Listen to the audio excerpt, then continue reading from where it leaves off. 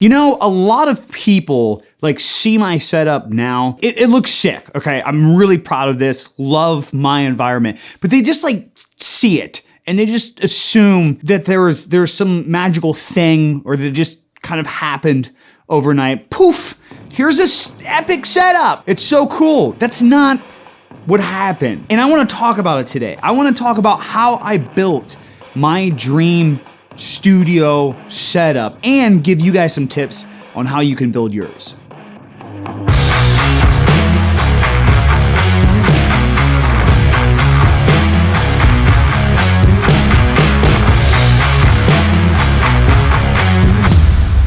A lot of people kind of forget where I started. I started with everybody else in the world of like setup enthusiasm. I started out with a fold-out beer pong table, custom-built PC, and a crappy chair from my mom's work that was ancient and honestly had some questionable stains on it. So reminder, we all start somewhere. And my objective from having a setup was just simply I wanted my environment. At first I wanted a creative environment. I wanted that place where I could just come make designs because I had just left my job to become a freelance designer. And I just wanted a world to where I could turn on some music and create, just have a blast. And over a period of time that just fed into this creative workspace for content, streaming, gaming, everything. I just want an environment where I can be me. So to dive into how I made this happen, I wanted to give you guys a reason why, because I'm sure a lot of you can relate. And the first tip into building your setup is please understand, like I mentioned, this is not overnight. Wasn't overnight for me, and it's most likely not gonna be overnight for you guys and gals. It's gonna play into a bigger role later in this video because we're gonna talk about some of the taboo of things like the money involved in this, how you can get people to send you stuff, just like the long-term goals of building your dream setup for you, how you can make it possible. And to get into that, patience is going to be your number one lesson with this. So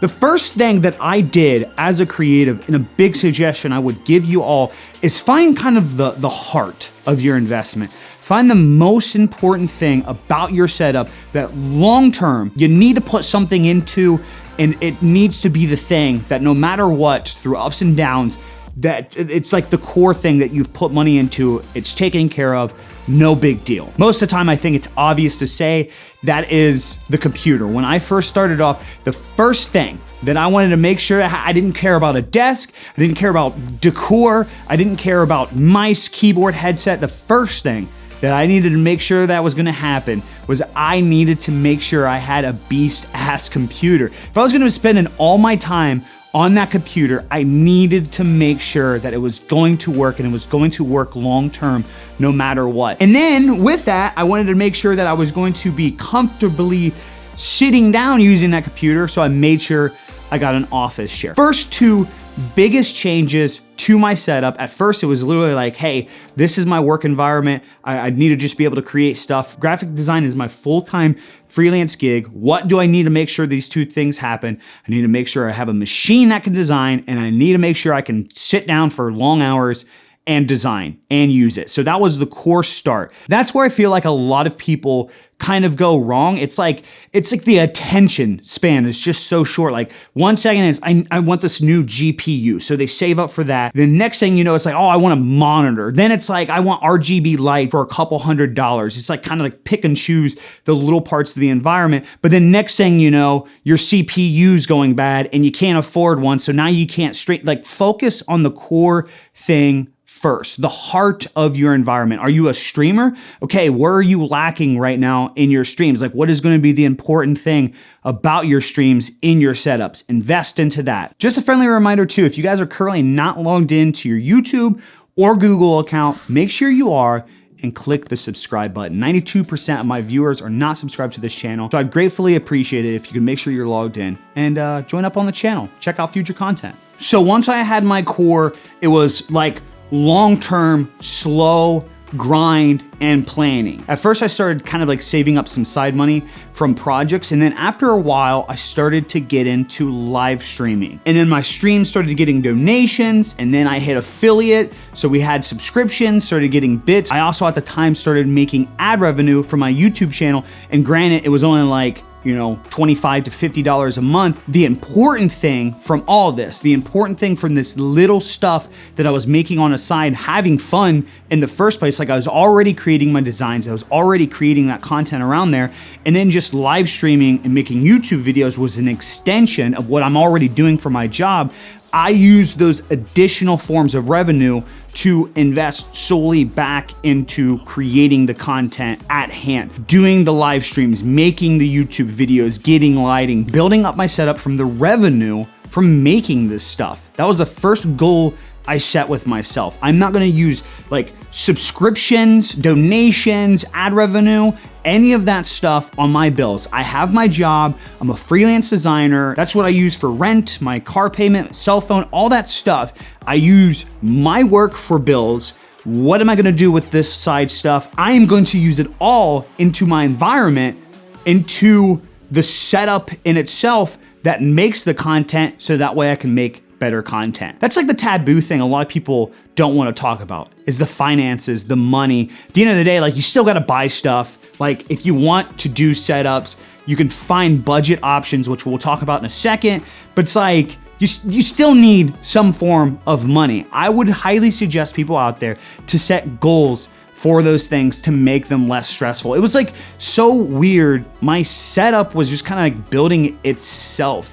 In a sense, I would live stream for a month, do very well, have a good time, like do my designs while we was live, get donations, subscriptions. I wouldn't use any of that for my bills. I would just put that money back into the live stream that's making that money in the first place, and it just made the live streams better, higher quality, better setups, higher quality, more people coming through. You kind of get the, like how this becomes like a snowball effect of just content, fun, and building up your environment. And don't get me wrong, starting off, it wasn't like hundreds of dollars for me. Again, the patience thing. It's not like you're gonna start live streaming today, next month you're gonna buy a $5,000 setup. Over time, build up, slow progression, but a progression nonetheless. So I started putting all the money from the side hustle back into everything, and then that's where I took a trip to IKEA. I took some advice from some viewers to go check it out, went there completely thinking that I'm gonna buy this like,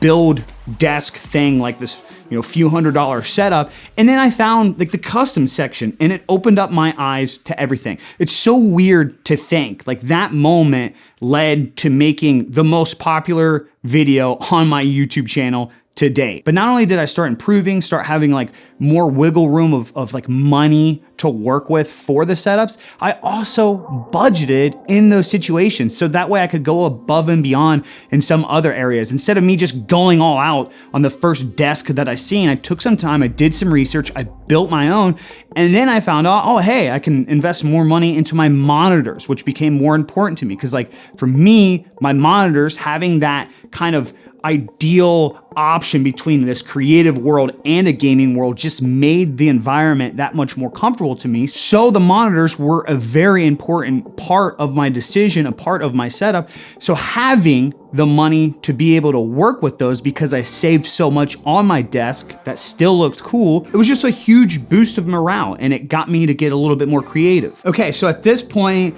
like the ball's rolling. I'm becoming a streamer. I'm doing YouTube videos.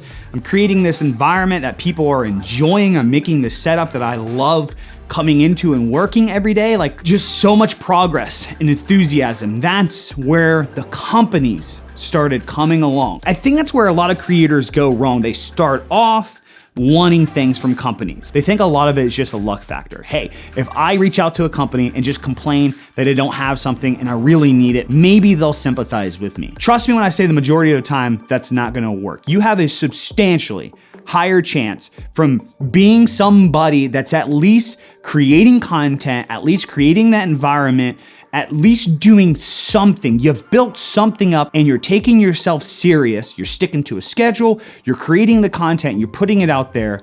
You have such a higher chance of being somebody like that with small numbers and having a company work with you than you do just like reaching out to a company and playing the sympathy card. I can't afford a GPU, please, it would just make my day to just give me one. And that's what a lot of people do. They just like don't even start creating content. They don't start live streams. They don't start making TikToks. They don't make YouTube videos. And they just kind of reach out and expect somebody to give them something, or they don't even reach out to begin with. Once I got the ball rolling and once I was creating content for myself, that is when I could actually show companies something. That is when I could pitch to Asus, hey, I'm a smaller creator, like, let me show you what I can do with some of your stuff. That's when I could reach out to gaming companies and say, hey, let me check out your new mouse or keyboard. Look at what I've done with my setup. I would love to see how much work you put into your stuff. Trust me when I say a company is going to take a bigger chance on collaborating, sponsoring,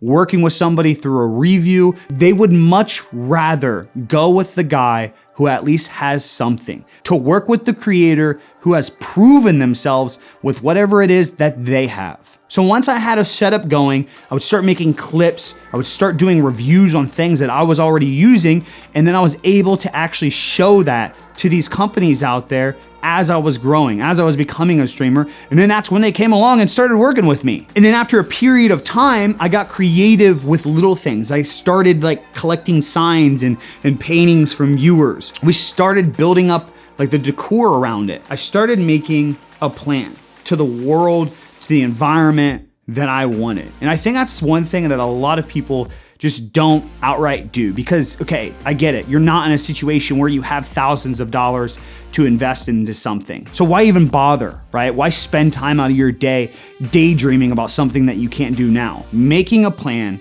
creating that idea in your head to give you something to work for, to drive yourself, to build a budget and do research now. So that way, when you go to make your desk, you're not spending $300 extra on it because you didn't do research. By you planning now when you have nothing, it just gives you so much more reason to work for it. You start teaching yourself so much. I can't even explain how much I've learned off of lighting and creative stuff just from building my set. It's insane. Take the time to plan and build up what you like over a period of time, so that way you can make the environment that you actually want to make without just kind of like throwing random overpriced items into it. And that's how I built my dream setup. I figured out what I wanted. I knew that it was going to take time. I set financial goals for myself, so that way I knew that I was just going to be investing into this in the least stressful way possible. I worked it up, I put a lot of effort into it,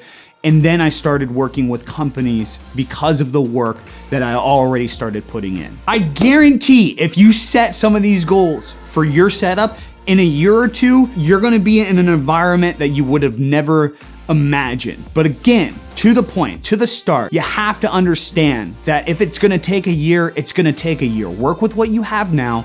Have fun, create a world that you can enjoy, and see what you can create over a period of time. Have a blast with it. If you guys enjoyed today's video, leave a thumbs up. Maybe comment down below where you currently are in your setup journey. Are you at the point right now where you're kind of investing into things? Are you just making plans right now? Did this video help in any way, shape, or form, or are you relating to this? Maybe you already have your setup and your journey was similar. I would love to hear the stories. Make sure you guys are subscribing, turning on those notifications. Ladies and gentlemen, that's all I got for you guys today. I'm out. Peace. An interesting thing people don't know about my setup in the photo is actually just a few years ago, I started from a fold-out table in my one-bedroom apartment. And in just a couple of years, I've built up to this.